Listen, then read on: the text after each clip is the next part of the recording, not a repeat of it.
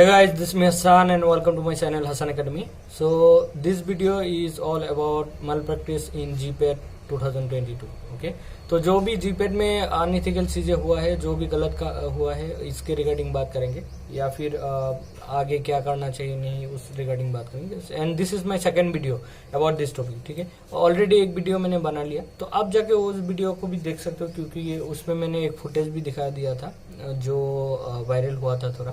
तो देखो काफी सारी चीजें जो मैं नोटिस कर रहा हूँ और मुझे लगा कि एक वीडियो बनाना चाहिए और ये सब सारी चीजें बोलना चाहिए.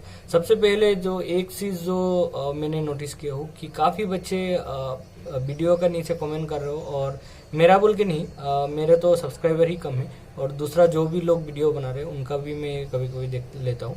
तो वहाँ पे भी जो भी कमेंट आ रहे हैं तो उसमें देखो एक चीज जो लिख रहे हो आप लोग, मेरा सेंटर में ऐसा ऐसा हुआ. मेरा मतलब आपको कैसे समझेगा कि आपका सेंटर कौन सा है. ठीक है, चीजें को थोड़ा लॉजिकली समझो. आप बोलना होगा कि आपका ये सेंटर है, तभी जाके एक कुछ सेंटर होगा जो हर किसी का नोटिस में आ जाएगा कि ये सेंटर था, इसमें ऐसा हुआ है, तब जाके कुछ हो सकता है. ठीक है, आई मीन अगर कुछ 5 to 10 ऐसा सेंटर हर किसी का नजर में आ गया तो जाके ऐसा भी कर सकते हैं. अगर बात कोर्ट तक पहुंच गए तो हाँ, हम लोग सीसीटीवी का जो भी फुटेज है वो सब वगैरह देख लेंगे और उससे 100% प्रूफ हो जाएगा कि सच में कुछ गलत हुआ कि नहीं. बच्चे मोबाइल फोन लेके गया था या फिर आपस में बहुत ज्यादा डिस्कशन कर रहा था और इन्विजिलेटर जो भी था वो कुछ नहीं बोल रहा था या फिर वो कहीं और जाके बैठा था. तो ये सब चीजें तभी हो पाएगा जब आप एटलीस्ट इतना तो मेंशन करो कि आपका सेंटर कौन सा है.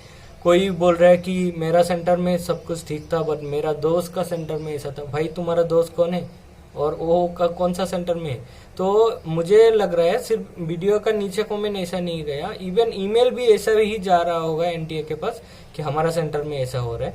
तो हमारा नहीं, तुम्हारा नाम बोलो या ना बोलो, बट तुम इतना तो बोलो कि ये सेंटर में मैंने जीपेट एग्जाम दिया, ये सेंटर का लोकेशन बोलो और उसके बाद अपना क्वेरीज बोलो कि यहाँ पे ऐसा हुआ है, तब जाके उनका नोटिस में आए कि इस सेंटर में हो रहा है. ठीक है, ये तो हो गए नंबर 1 बातें जो आपको ध्यान में रखना है. कुछ पॉइंट मैं और बोलूंगा और उसके बाद मैंने जो लास्ट वीडियो बनाया था उसी में मैंने बोला था कि एक चीज जो है जो आपको सबसे ज्यादा ध्यान में रखना है वो है यूनिटी, कि आपका यूनिटी नहीं टूटना चाहिए, आप लोग सब एक साथ होना चाहिए. तो अभी तो मैं देख रहा हूँ थोड़ा डिवाइड हो ही गया. कुछ बच्चों के लिए एग्जाम रिकंडक्ट कराना चाहिए और कुछ बच्चे बोल रहे हैं मेरा एग्जाम अच्छा था या फिर हमारा सेंटर में कुछ प्रॉब्लम नहीं था, तो अच्छा एग्जाम दे दिया और फिर से हमें एग्जाम नहीं देना है, इससे बच्चों का प्रेशर आएगा ऐसा वैसा. तो उसके लिए मैं कुछ बात बोलने वाला हूँ जो मैं लास्ट टाइम गेट के टाइम में भी बोला था. हालांकि गेट के टाइम में इंजीनियरिंग का जो भी बच्चे थे वो यूनिटी ज्यादा थे. हर बच्चे का एक ही बोलना है कि कोविड का प्रॉब्लम है, एग्जाम नहीं देना है या फिर एग्जाम पोस्टपोन करना है.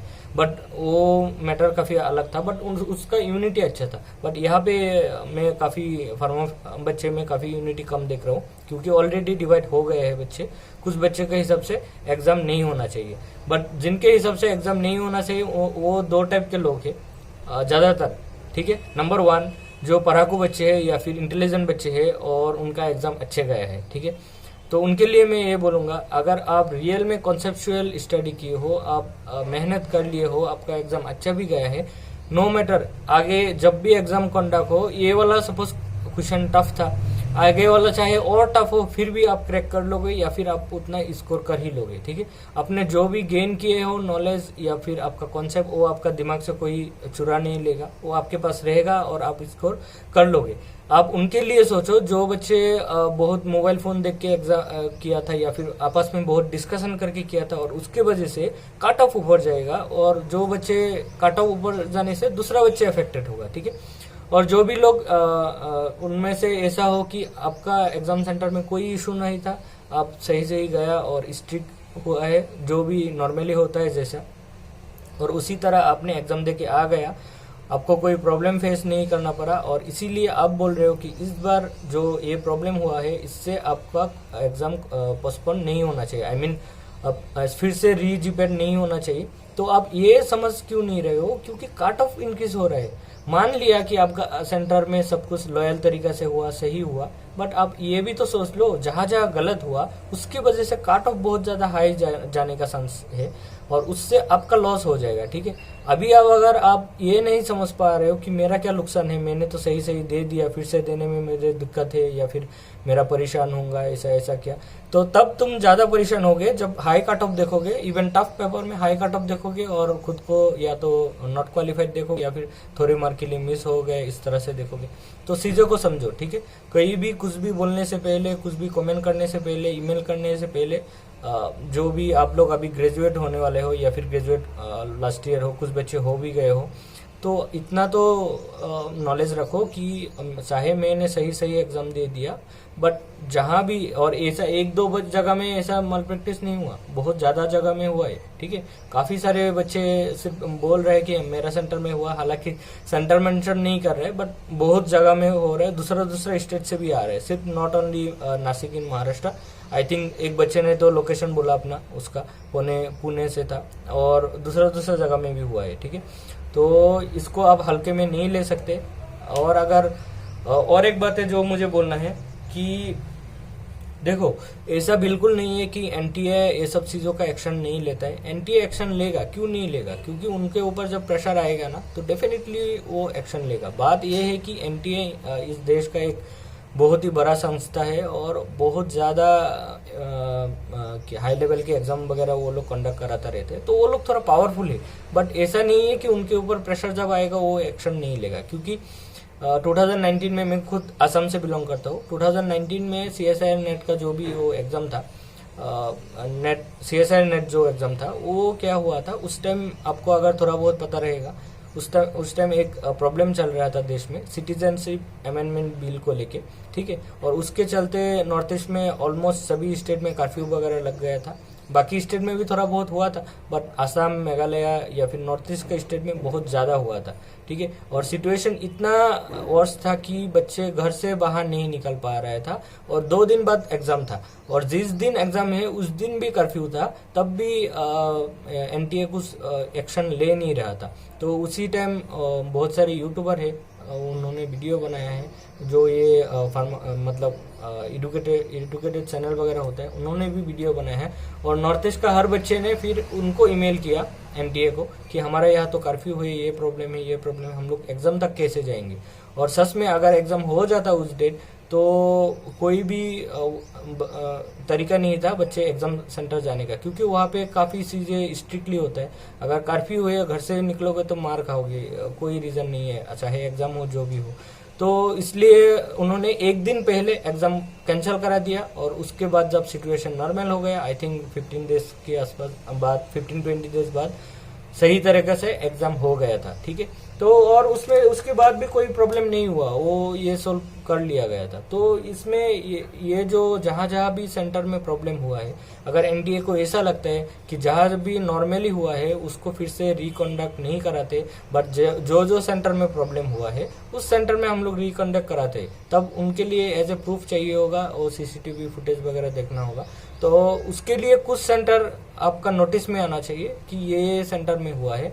सपोज लास्ट एटलीस्ट वो बच्चे जिसने भी वो वीडियो वायरल किया है नासिक का, उसने अपना एग्जाम सेंटर अच्छे से बोल दिया, कहाँ है, क्या है, Nashik artillery road something something, उसने पूरा डिटेल्स में अपना सेंटर भी बोल दिया। तो एटलीस्ट उससे एक नजर में आ रहा है कि इस सेंटर में इस तरह का काम हुआ है। तो इसलिए मुझे बोलना है कि जो भी लोग ईमेल करो या फिर किसी का वीडियो में के नीचे कमेंट भी करो, हालांकि ईमेल में ज्यादा मायने रखता है, फिर भी वीडियो के नीचे भी कमेंट कर रहे हो तो अपना सेंटर बोलो कि किस सेंटर में प्रॉब्लम हुआ है, तभी जाके सबका नोटिस में एक आए कि ये कुछ सेंटर है जहाँ पे सबसे ज्यादा डाउट लगे या फिर ज्यादा लोगों का बोलना रहे कि हमें रियल में प्रॉब्लम, जेन्युइनली प्रॉब्लम हुआ है। तो उसका 2-4 फुटेज उठा के देख ले, और अगर प्रूफ लग गया कि हाँ सच में ऐसा हुआ है, तो उसके बाद एनटीए उसका एक्शन ले सकता है। ठीक है, तो बस इतना ही था, और मैं बस इतना ही बोलूँगा कि जब भी एनटीए को आप ईमेल लिख रहे हो ना, थोड़ा अच्छे तरीके से लिखो। आई मीन एटलीस्ट सेंटर वगैरह का नाम वगैरह लिखो, अपना डिटेल्स लिखो। अपना डिटेल्स ना भी लिखो, कोई फर्क नहीं पड़ता, और लिख भी दो, कुछ भी नहीं होगा। बहुत सारे बच्चे डरता है, मुझे पता है कि उस स्टेज से मैं भी आया हूँ कि ना जाने हमारा रोल नंबर वगैरह या फिर कुछ हमारा पता लग जाएगा तो क्या होगा। कुछ नहीं होने वाला है, वो लोग कुछ नहीं कर सकता। आप अपना जो भी क्वेरी है वो आप अच्छी तरह से बोल सकते हो। एंड लास्ट में बस यही बोलूँगा, जब तक आप लोग यूनिटी के साथ रहोगे तभी कुछ हो पाएगा। और ऐसा जो डिबेट हो रहे हो कि मेरा एग्ज़ाम अच्छा था, मुझे फिर से एग्ज़ाम नहीं देना है, तब तो कुछ नहीं हो सकता। यूनिटी में रहो तभी कुछ हो पाएगा। Thank you for watching this video and keep sharing. और किसी को भी अपना सेंटर का जो भी प्रॉब्लम है कुछ बोलना है या फिर ज़्यादातर बच्चे तक ये वीडियो पहुँचाना है तो आप शेयर करो, तभी जाके ज़्यादा बच्चे को पता लगेगा कि चीज़ें को किस तरह से हैंडल करना है। ठीक है।